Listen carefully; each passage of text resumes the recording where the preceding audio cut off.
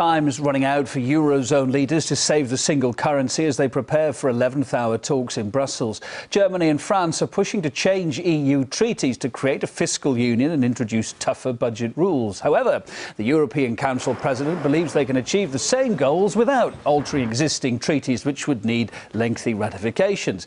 And the British Prime Minister warned he wouldn't agree to anything which damaged the UK's role in the European market.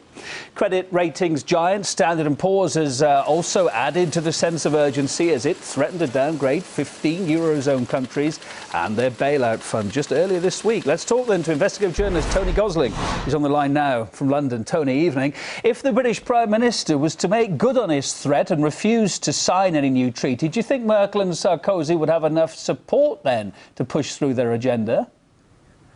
Well, it's quite possible since Britain is out of the Eurozone. But, you know, I have to say here, a bit like Greece, why bother asking the people?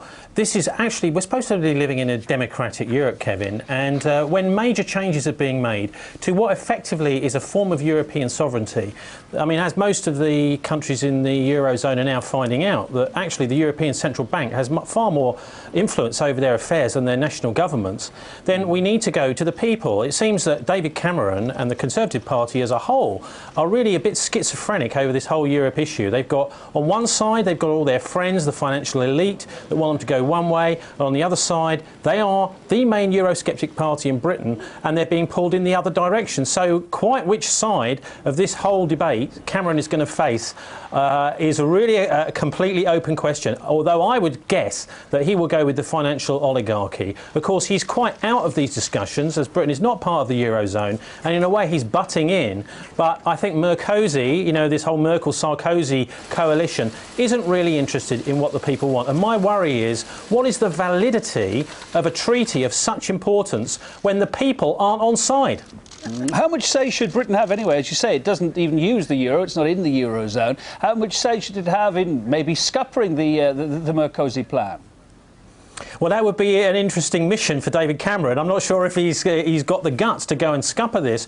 I mean, I think ultimately it's quite clear to me the euro has been a failure, and that the individual countries, if they want to retain their sovereignty, as I believe individual countries do, then they're going to have to go back to their original currencies, the drachma, to the lira, etc. And what we're discovering here, I think, is the playing out of a plot which has been going on for the last 50 years or so across Europe, which is in order to bring in a political union controlled from the centre, an undemocratic fashion. Of course, we know that Brussels is very, very little democracy involved in Brussels, which is a kind of European dictatorship. And what bothers me is that actually we're already seeing this with Greece and Italy now run by Goldman Sachs, effectively dictatorships.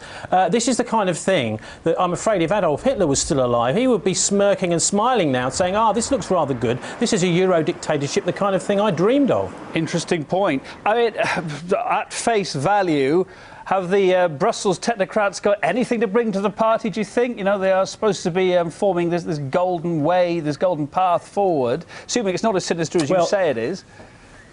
Well, I don't think they have anything to bring, no. And I think that what's going on is a constant kind of fudge. There's a kind of pulling the wool over people's eyes as regards economics here. It's quite clear to me what needs to happen now is nationalisation of these zombie banks, these bankrupt banks who have fantastic amounts of junk on their balance sheets. They need to be taken over by national governments before they crash, which will be, I mean, if they do crash, will be a disaster for all our individuals across Europe. They may well be losing their savings, and also the cash points may seize up. This will be a dreadful crisis. So that individual sovereign governments, like the Treasury here behind me in London, have to act now in order to make sure that those banks are individual, you know, basically to take charge of their national situation, rather than to allow a disastrous kind of Euro, almost a new Euro fascism to take over with the European Central Bank and these Goldman Sachs financiers actually running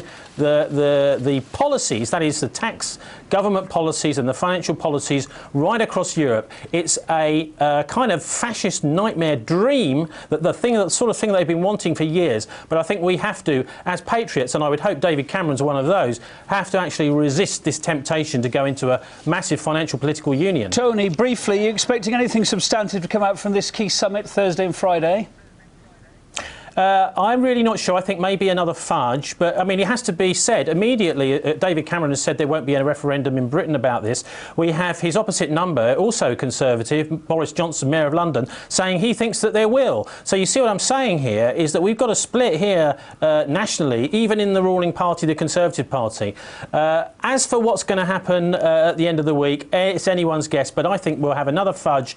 These big Euro summits seem to me rather like press gangs, where you've got a bunch of financial people just trying to bully our political representatives into signing on the dotted line or else. Tony Gosling, investigative journalist on the line from London tonight. Thanks for being on RT.